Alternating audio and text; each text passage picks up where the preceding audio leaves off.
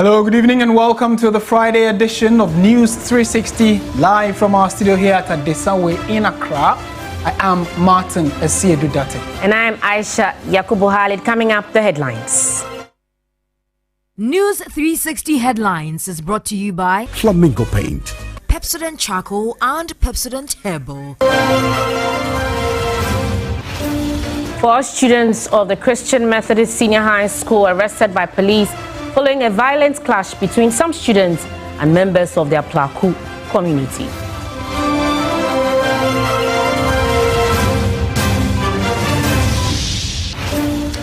Tense standoff in Parliament as MPs disagree on how to conduct debate on the State of the Nation address.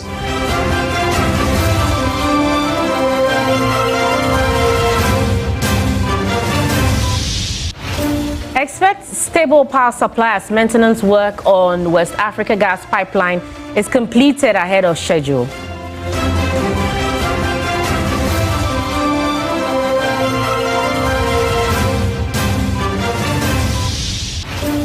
And later in business, price volatility threatens Ghana's export gains as gold solidified its position as the country's top export earner, highlighting reliance on commodity export.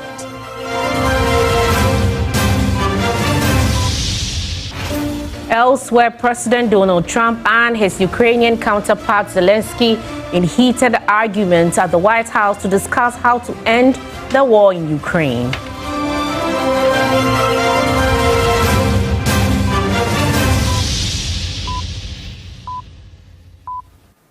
We are live around the world on 3news.com. That's our website. We are streaming there as well on Facebook. Be part of the show. Let's hear what you make of the stories we have for you tonight. News Justin indicates that Gregory Afoko has been released on bail after nearly 10 years on remand. On February 21, 2025, the High Court in Accra granted him bail in the sum of 500,000 cedis with 2 sureties, one of whom must have a landed property. As part of his bail conditions, Gregory Afoko is to report to the police every 2 weeks, and the registrar of the court must verify the authenticity of any documents presented. After meeting his bail conditions, Gregory Afoko was released a week after the bail was granted.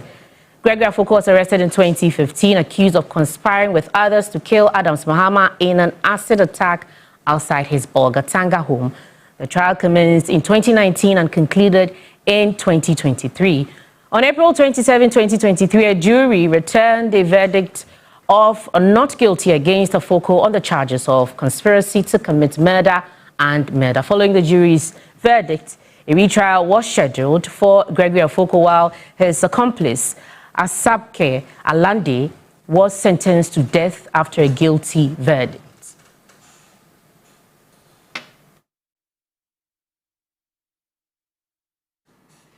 In more news tonight, 4 students of the Christian Methodist Senior High School at Aplaku in the Greater Accra region have been arrested by police following a violent clash between some students and members of the community.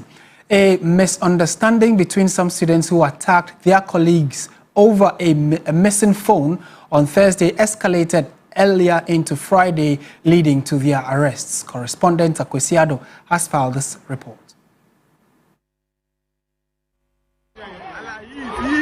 According to an eyewitness who spoke on condition of anonymity, a student was attacked by his colleagues over a missing phone, sought refuge from a shop outside campus, but his colleagues followed him and ended up attacking the owner of the shop who provided refuge. The development drew the attention of some youth from the community who launched an attack on the students, leading to the injury of about 4 persons. The intervention of the police calmed the situation. We were coming to the school and they attacked us on the way. So they were requesting for my phone and any gadgets on me. So I was acting stubborn and they bounced on me, throwing stones and other things on me. So when I jumped the wall, I fell down and it bounced on me, eating me anyhow. Then I ran for my life. Some students who suffered injuries as a result of the reprisal attack alleged that the town folks seized their personal belongings, including mobile phones. Some of the school for any fine. To the state residents of Wahano, or with me attack shops near there. More school, no much puno. Never done for a teacher or friend Jata, with me bono. Not by report. But on Friday morning, some youth members of the Aplaku community conducted a search on some male students of the school over suspicion of carrying weapons, a development which caused another clash. Police intervention led to the arrest of some 4 students who carried weapons such as scissors, jackknives and machetes. Academic activities were suspended as some youth members of the community also wielded offensive weapons, tried to invade the campus amidst the pelting of stones. This is not the first incident. Last year, similar incidents led to the death of 1 student. Following Friday's clash, key stakeholders held peace talks. Chief of Aplaku, Nikwe Aplaku, spoke to TV3. Now the community folks to strike against the students for informing their former students to come and then take action against a student in the school. So now we've talked to them. We also discussed the way forward with the headmaster. So I think things are in order. It took the intervention of police to evacuate students from the campus. Henry Ayite South Director of Education said the GES is yet to conclude on whether or not to close down the school. We've invited the police and the police is in charge. We are also submitting a report to the Regional Director of Education. Regional Director will also get approval, and then if approval is given, then the temporary closure that we are expecting would also take place. Another suspect involved in the tragic death of a final year student at the Kwame Nkrumah University of Science and Technology has been remanded in police custody to reappear in court on Monday, March 17. Daniel Tufo was apprehended by the police after campus CCTV footage captured him in a violent confrontation with the deceased Joanna Deladem Yabani. Reports indicate that during the altercation, Joanna, who is now deceased, fell on the ground and became unresponsive. It is alleged that the suspect then moved her body to a location near the university's Disability and Rehabilitation Center, where she was later discovered. During a court appearance at the Prempeh Assembly or District Court, Daniel's plea was not entered after the fact sheet was read to him. The prosecutor requested the suspect be held in custody for 2 weeks to complete the investigation, of which the judge granted. Family and friends of the deceased who were present in court to witness the proceeding are seeking swift justice to help alleviate their grief and pain. The suspect has been charged with causing harm and conspiracy to commit murder. It has been reported that both the suspect and the deceased, who are all final year students, have been in a relationship for some time now. The tragic incident has since created fear and panic among especially some female students on campus. But management of the university has called for calm, assuring parents and guardians of the safety of their wards. The parents of the deceased students are currently receiving psychological support to enable them come to terms with reality. Ibrahim Abubakar, TV3 News, Kumasi.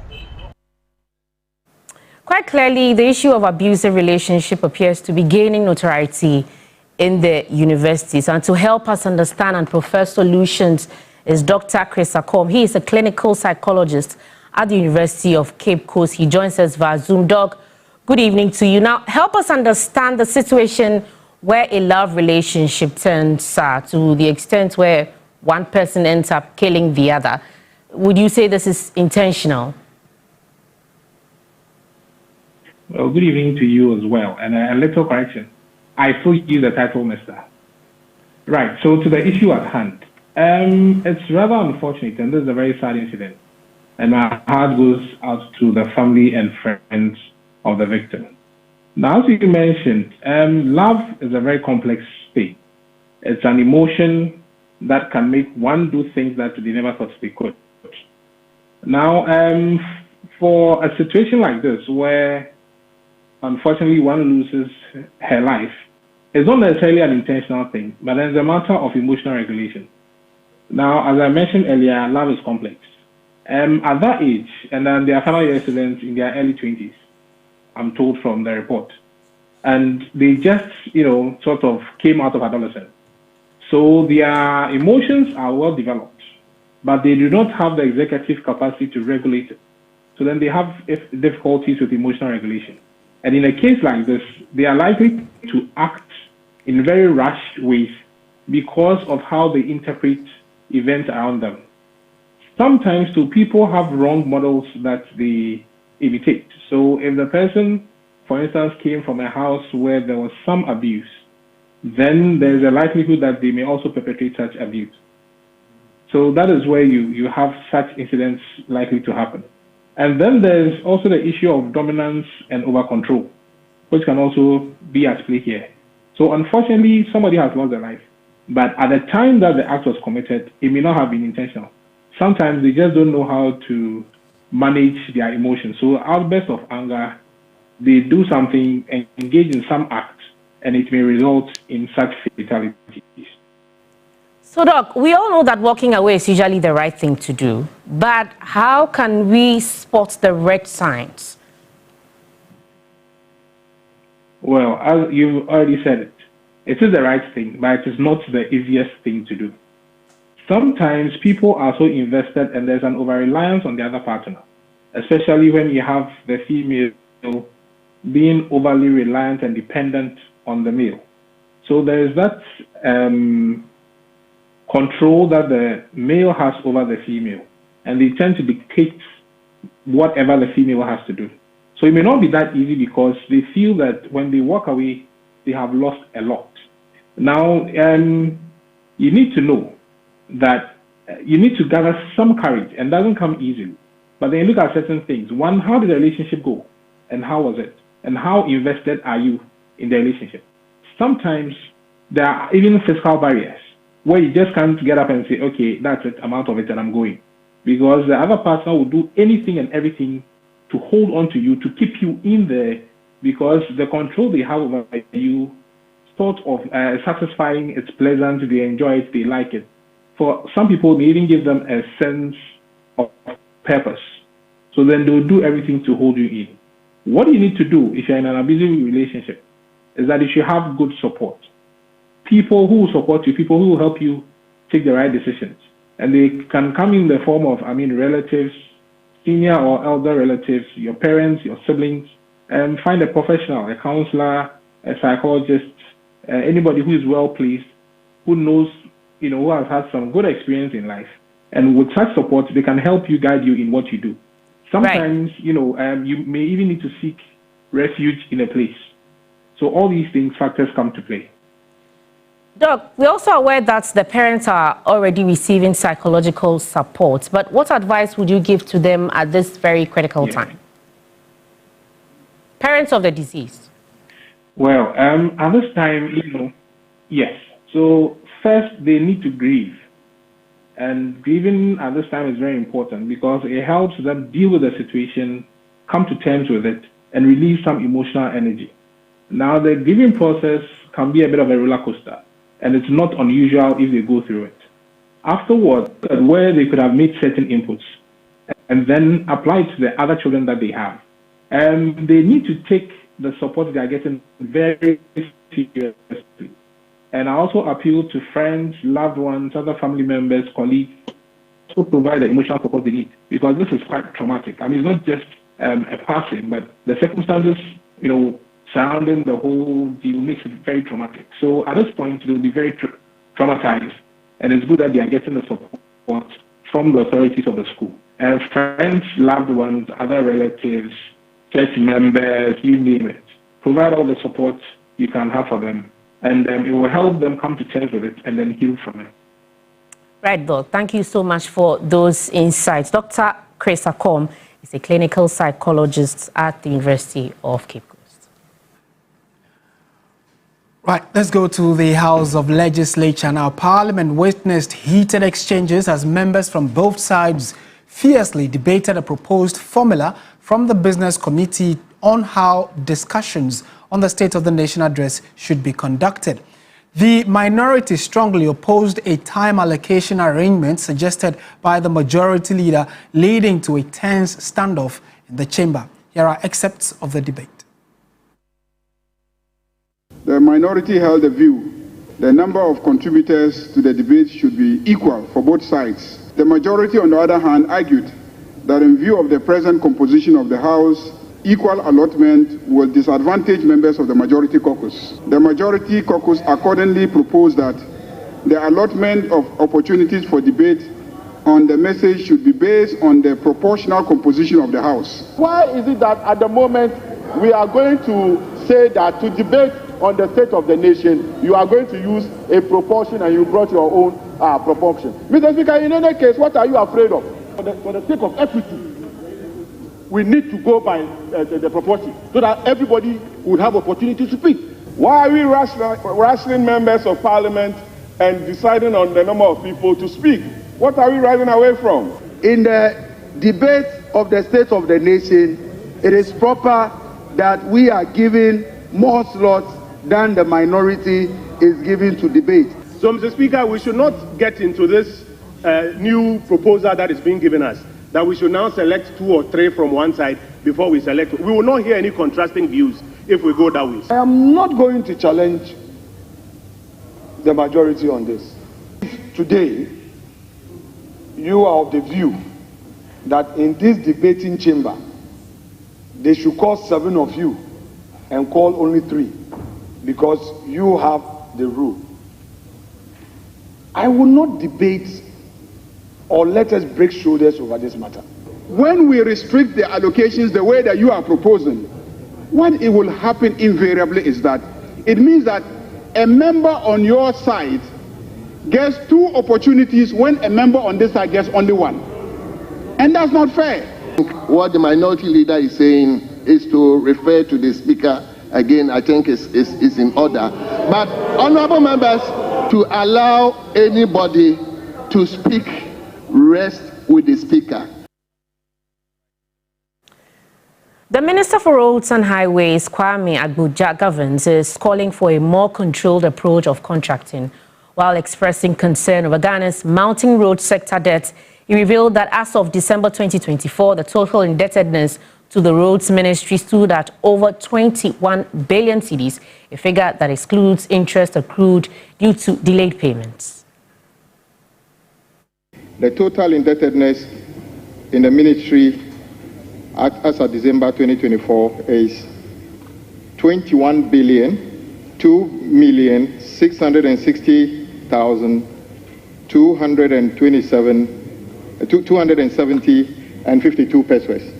That is what is on record at us now. The breakdown of this debt is as follows. Consolidated fund projects, 15,339,887,294 cedis and 92 pesos. Ghana Road Fund projects, 5,662,772,975 cedis and 60 pesos. These pending debts cover payment certificate from 2018 to 2024. It is worth noting that these debts do not include interest accrued to delayed payment. And Mr. Speaker, on record, the interest on delayed payment can go as high as 50% or even 100% on some of the projects. As and when government gets more resources, we'll retire this debt and also continue to do what is required by adding on more projects. But Mr. Speaker, it is also clear that part of the reason for this unsustainable cost is the uncontrolled way of contracting. There's something wrong with the way we contract. This debt is not sustainable. We need to do something as a house as to how we contract. So it is not about blaming any government.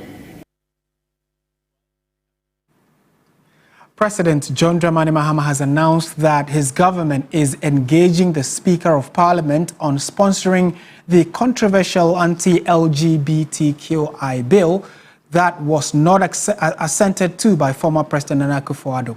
Speaking at the President's worship with the clergy at the National Prayer and Thanksgiving service, President John Mahama said he only believes two genders exist in the world, a male and female. I, as a Christian, uphold the principle and the values that only two genders exist, man and woman.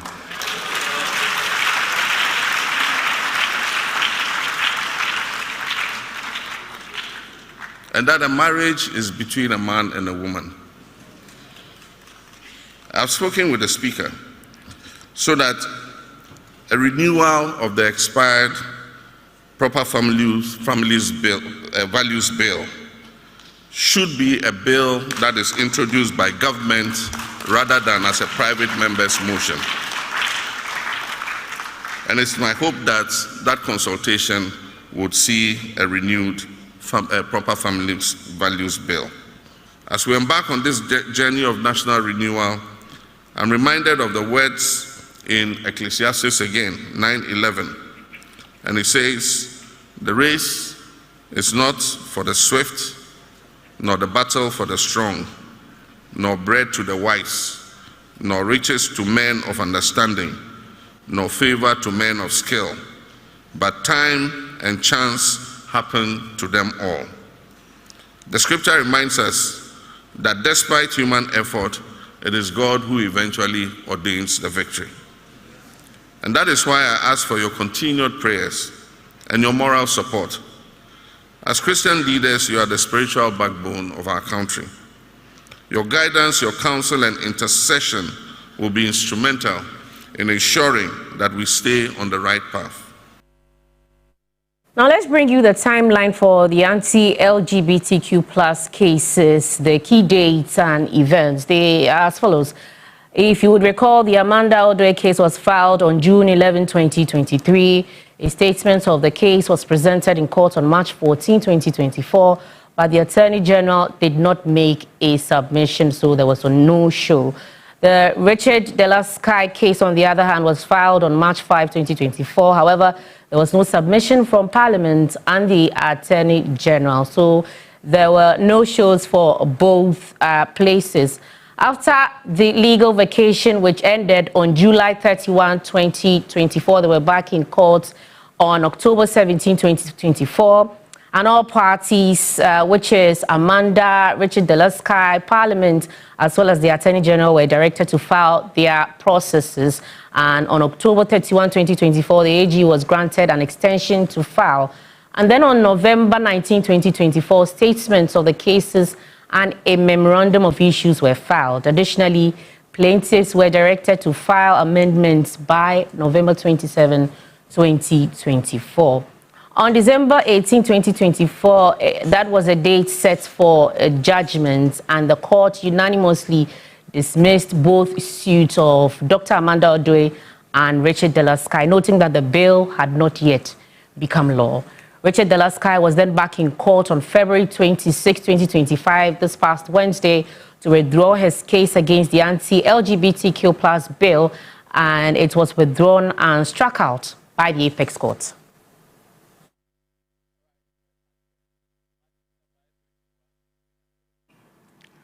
President John Mahama has hinted that there will be further reduction in Hajj fares from next year after government clears the debts owed by the previous Hajj board. Speaking at the sword-cutting ceremony of the new Hajj village, which construction started last year, the president directed that the Hajj board should be made to make profit, or at least venture into profitable outcomes. There's more in this report.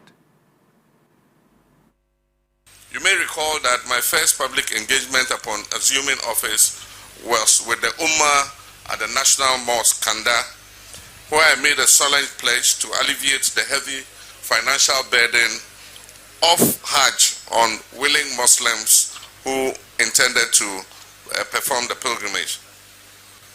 Today I'm pleased to announce that this pledge has been fulfilled and the cost of Hajj was reduced from 75,000 cedis to 62,000 cedis. A savings of up to 13,000 cedis per pilgrim. Inshallah, this will significantly increase the number of people performing this sacred journey this year. I'm certain that next year we can even bring the fare down further after we pay off the millions of dollars of debts that have accumulated in Saudi Arabia from earlier Hajj operations. This year, we intend to airlift exactly 5,000 pilgrims to the Holy Land. And the task force has announced 13th March as the deadline for payment. We have facilitated a pre-finance arrangement with one of the local banks. And so I'm pleased as I speak to you to announce that all deposits for accommodation, transport, and other facilities have been paid. I've instructed the Hajj task force that they should cut off at exactly 5,000 and not go beyond 5,000. We don't want the previous situation where people rush with late payments and we are unable to airlift them and they come complaining. I've instructed the task force that Hajj is not a business. Hajj is not meant for profit. The Hajj task force must not structure things in order to make a profit. We don't want a profit from Hajj. After the performance of Hajj, if there is even 1 CD left, that money should be donated to the poor or used for a project in the Muslim communities. I'm also happy to announce that I've instructed the legal counsel at the presidency, Madame Marietta Brew, to amend the Public Holidays Act to provide an extra holiday for the Muslim celebration of Eid al-Fitr.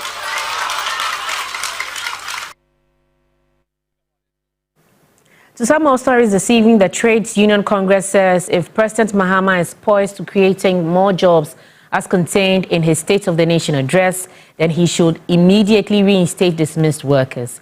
Reacting to the State of the Nation address, the TUC also asked the president to turn his attention to subsidizing agriculture to create more jobs. Deputy Secretary General Dr. Kwabena Yakubu spoke to Daniel Opoku. Job creation has been a major headache for most governments in the last 3 decades.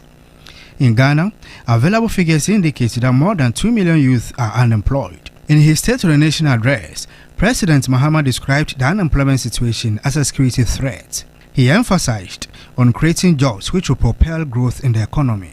The TUC has supported the need for more jobs, but have concerns about recent directives announcing the termination of workers employed after December 7, 2024.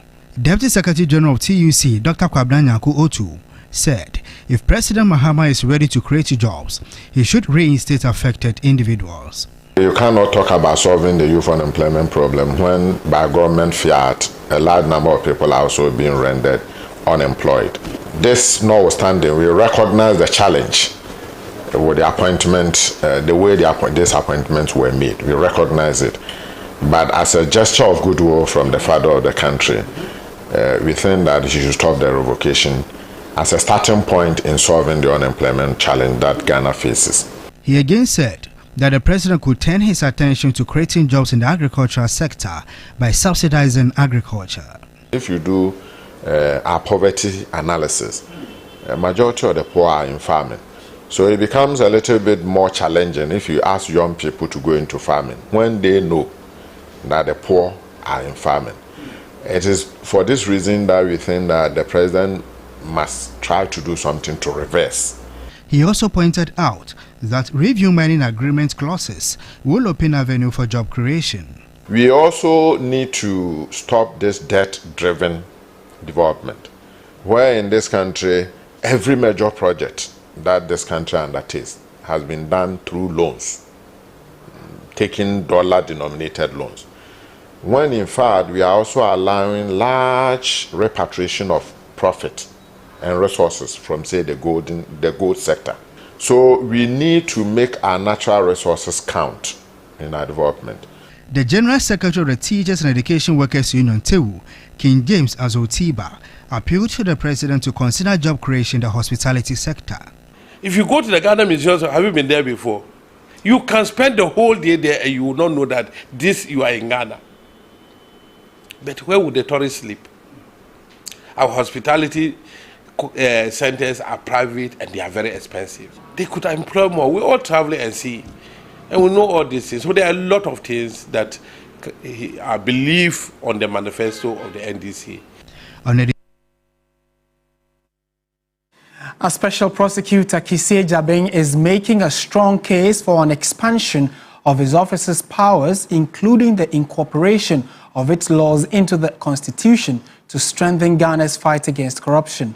Delivering the 2024 Constitution Day lecture, he underscored the importance of reinforcing Ghana's legal framework to effectively combat the menace. We must write the office of the Special Prosecutor into the Constitution and board it up firmly. Please do not dwell on me.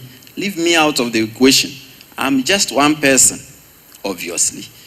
My tenure will end at some point, and like everyone else, I will leave the scene. I say so because my experience has been that the OSP is being increasingly equated to me. It is as if I'm the office, and the office is me. Sometimes it feels as if the fight against corruption is solely my concern. I dare say that personalized spotlighting is without any utility. So leave me out of the equation. The focus should be on building institutions that stand the test of time. From my experience, the OSP represents our best bet in fighting corruption. Its present attributes, mandate, powers, and reach afford it a pole position as the foremost and focal institution in tackling the problem. However, the OSP does need a lot of tweaking, though, to render it fully fit for purpose. Its independence must be fully assured, and its powers and mandate should be enlarged and enhanced. The job is daunting. We must be fully kitted for it. Therefore, the quest should be an entrenchment of the fight against corruption in the Constitution, a retrofitting and full equipment and installation of the foremost anti-corruption law enforcement institution from political marginalization and reprisals. Now to some good news. Well, depending on how you look at it, could be good news for you. Gas from Nigeria through the West African gas pipeline is expected to resume after a successful completion of maintenance works. The completion is expected to impact power generation and help stabilize the distribution nationwide.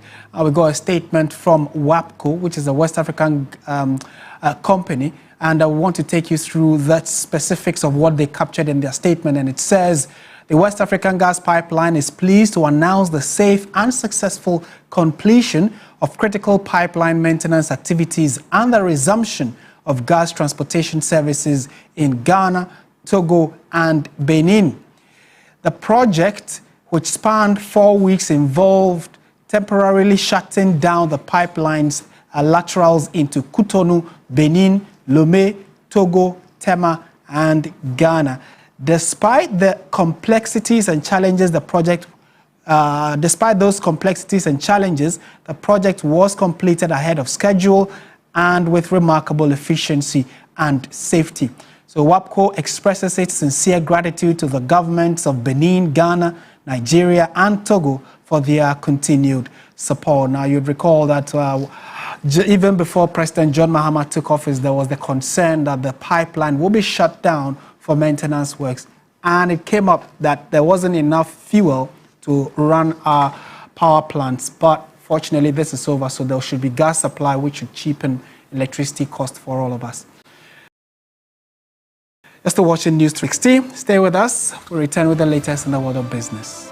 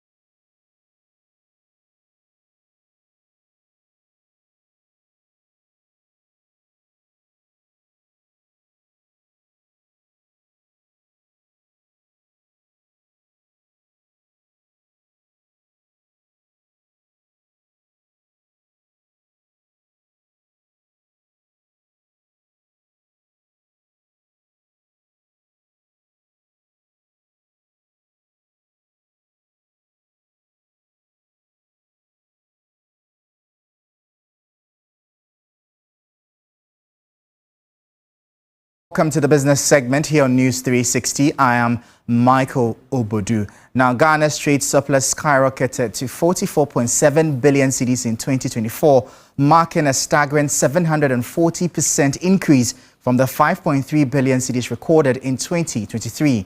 This, according to the Ghana 2024 Trade Statistics Report, was influenced by export price increases rather than increase in production volumes. 3 products accounted for 83.4% of all exports in 2024 compared to 80.6% in 2023. Gold accounted for 163 billion cedis. Mineral fuels and oils was 54.2 billion cedis, while cocoa beans accounted for 28.6 billion cedis. Head of Trade Statistics at the Ghana Statistical Service, Dominic Odum, noted price volatility threatens the country's export gains.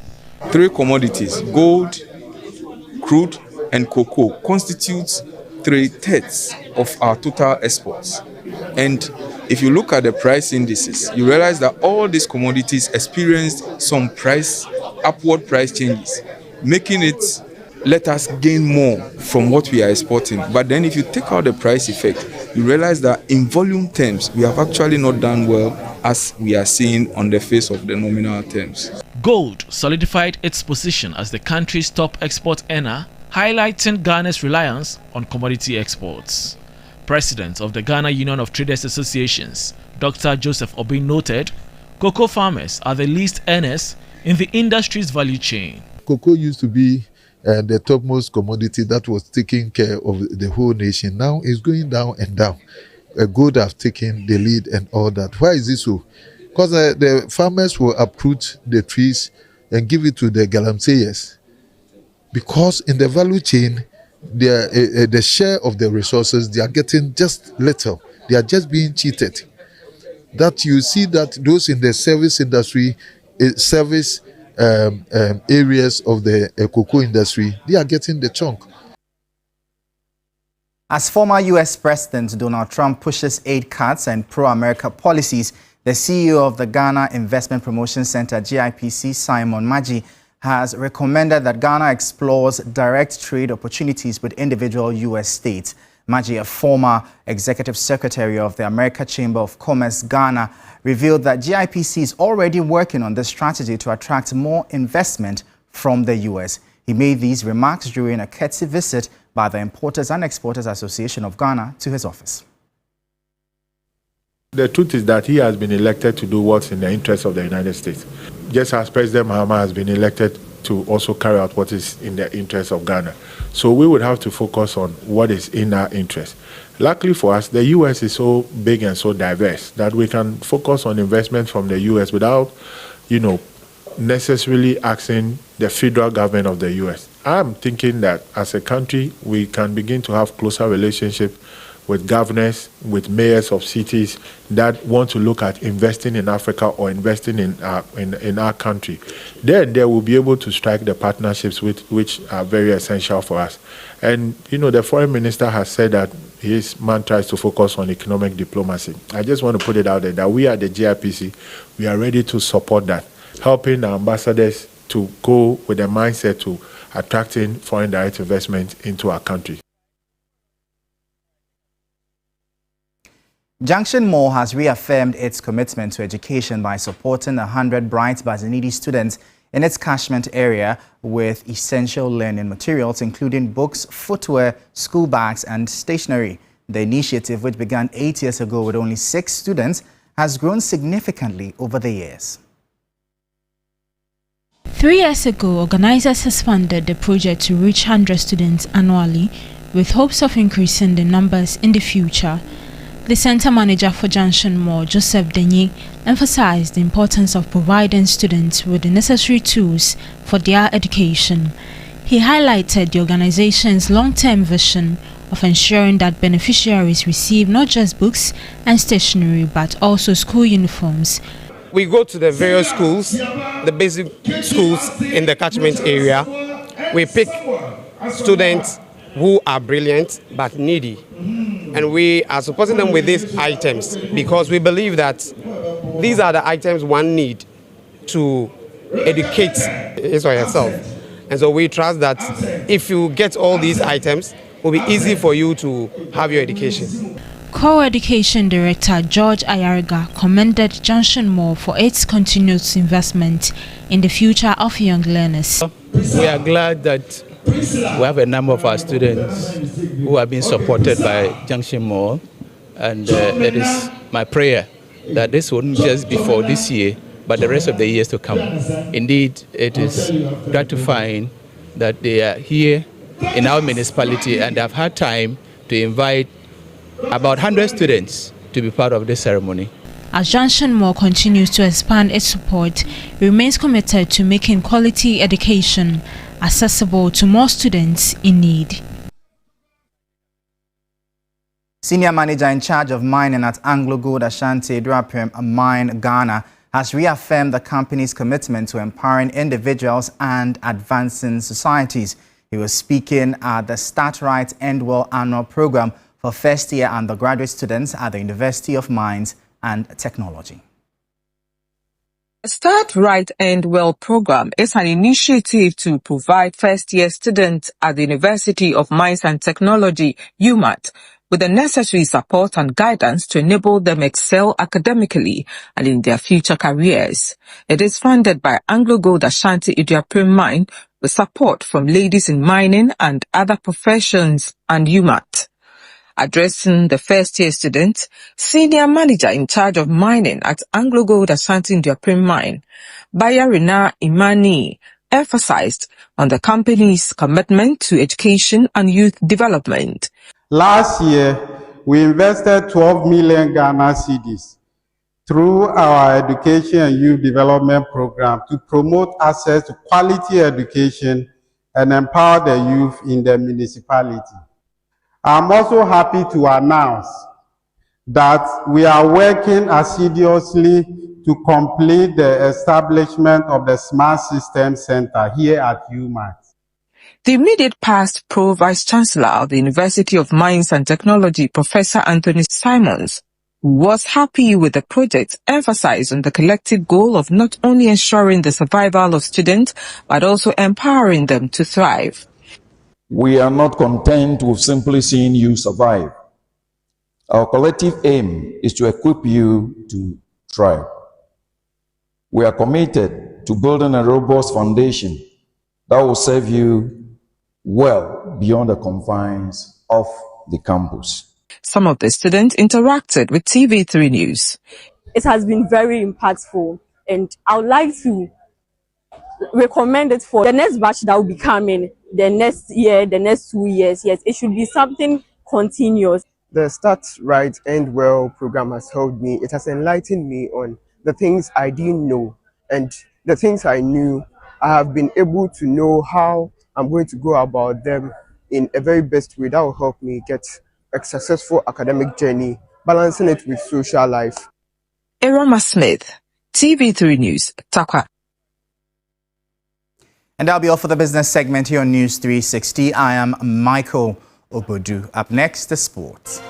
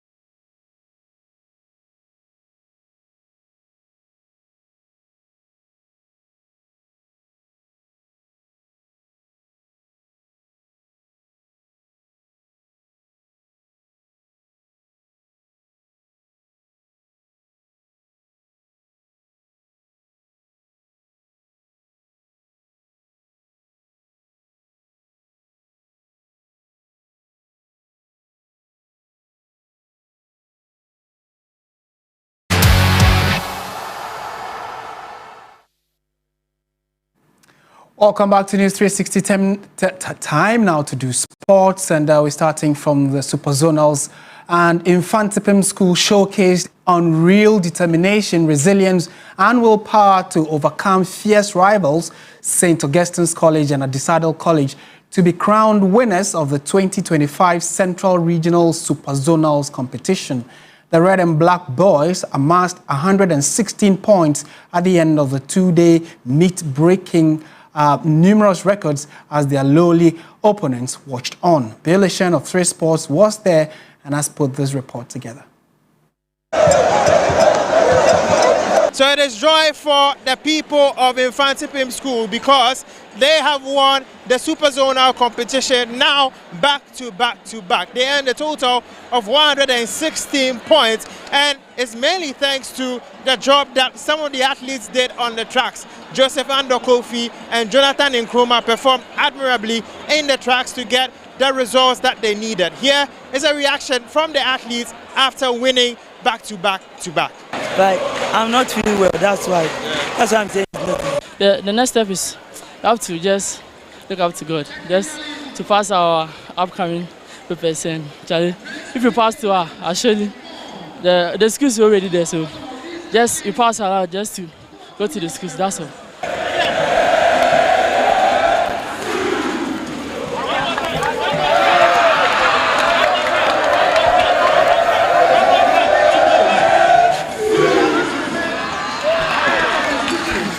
So for the girls division, Efutu SHS have won it for the first time in their history, earning a grand total of 145 points. Impressive showing from them. Now, the best male athlete happens to be Jonathan Nkrumah, a Form 1 boy who had broken the record in the Interco, broken the record in the Super Zonals, and for the female best athletes, that also happens to be Portia Nkrumah of Edinaman SHS. And so great performances from all of them. Now, the PE teacher or the senior housemaster of Infantipim School, that is Ebenezer Apia, wasn't surprised with that award for Jonathan Nkrumah. He himself was a footballer, but we saw the kind of talent in him when it comes to athletics. He was a striker, so realize that if we pick him and train him for athletics, he will do well. So, and one thing I have to also say is that Jonathan is a disciplined boy. So let's look out for Jonathan. Next year, he's going to break his own record and break more records,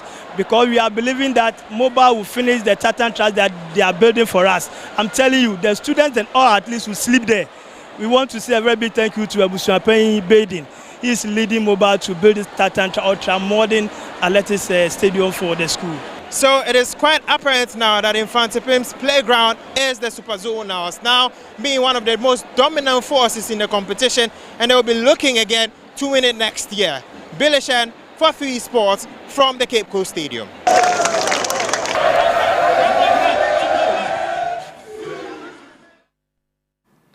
Well, and just before we go, the sports team of Media General of the 3 Sports Group actually competed in a competition and unfortunately lost. We'll bring you details of that in subsequent bulletins. Time now, though, for entertainment. Women's News segment is brought to you by Napa Foods, Heaven Black Insecticide Spray and Coil, powered by 3 Entertainment.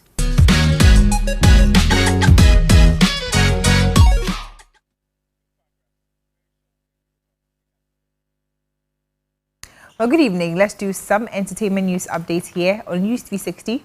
My name is Noella Donko. Now, President John Dramani Mahama has appointed actor James Gardner as the Deputy Executive Secretary of the National Film Authority. James Gardner, known for his acting career and contributions to the movie industry, is expected to bring fresh perspectives and innovative ideas to the NFA.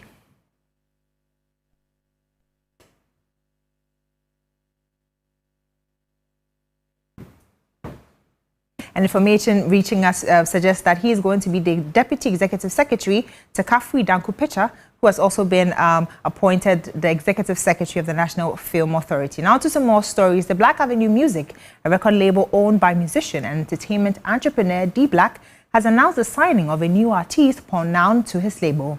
The management of the label earlier today visited Media General to officially introduce their signee and share the content of his latest EP with the entertainment team.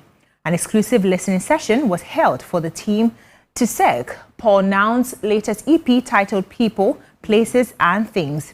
Works on the body of work include Love, Mistakes, Easy featuring Camido and Amen. Patrons were particularly excited about Paul Noun's incredible writing skills and amazing vocal delivery.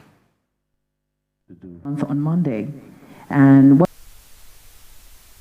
properly, you've had his name, and he had the patience, he had the resilience, he was driven, he was dedicated to making this day happen for himself. When I meet a talent and you feel that the person wants it as bad as you want, even more than you want it for him, that's for me, that's a very big green flag. So after 2 years, he's ready to come out, and today's the day we decided to put him out, and I think he's very, very ready, and all the support I can give is what I'll give him. How ready are you for this business? Yeah, now very, very ready, because I've been grinding since I met the Black, I think 3 years ago or so, and I've been grinding since, learning, making sure I'm ready for today. You understand? So I'm very, very ready. I have over 8 songs. I can't even count. I record 2 songs a week at least. You understand? So I'm very, very ready for whatever that I'm about to face.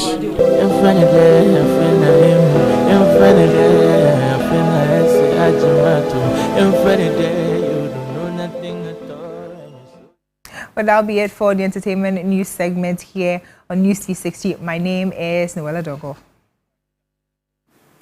And I am Martin Asiedu Dartey. My name is Ayisha Yakubu. Have a good evening.